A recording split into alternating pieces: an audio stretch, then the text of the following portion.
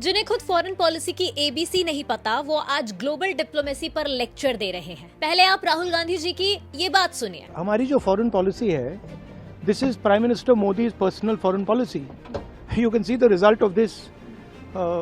It's a universal joke. जब संसद में विदेश नीति, ग्लोबल कॉन्फ्लिक्ट्स और इंडिया की स्ट्रैटेजी पर चर्चा होती है तो राहुल गांधी अक्सर एब्सेंट रहते हैं। फिर कहते हैं कि पीएम मोदी डिबेट नहीं करना चाहते। मैं आपको गारंटी कह रहा हूँ, लिख के रख लो, पार्लियामेंट हाउस में डिबेट नहीं कर सकते।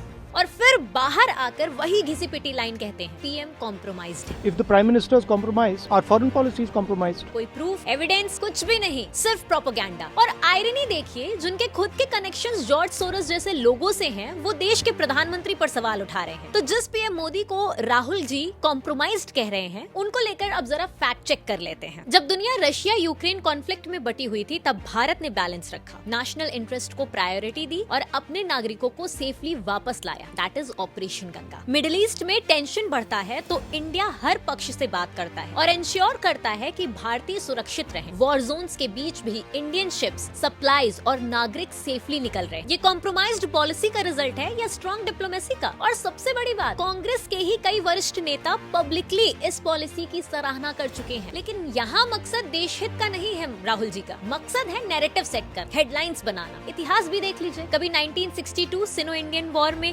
तैयारी की कमी, कभी श्रीलंका में आईपीकेएफ का गलत फैसला, Indian peace keeping force in Sri Lanka. तब फॉरेन पॉलिसी की कमजोरियां इन्हें नहीं दिखी थी। राहुल जी माना, ऑपोजिशन का मतलब होता है सवाल करना, लेकिन बिना सबूत के आरोप लगाना वो किसी सस्ती राजनीति से कम नहीं होता। कॉम्प्रोमाइज्ड शब्द बोलने से पहले थोड़ा फैक्ट चेक भी कर लिया करिए।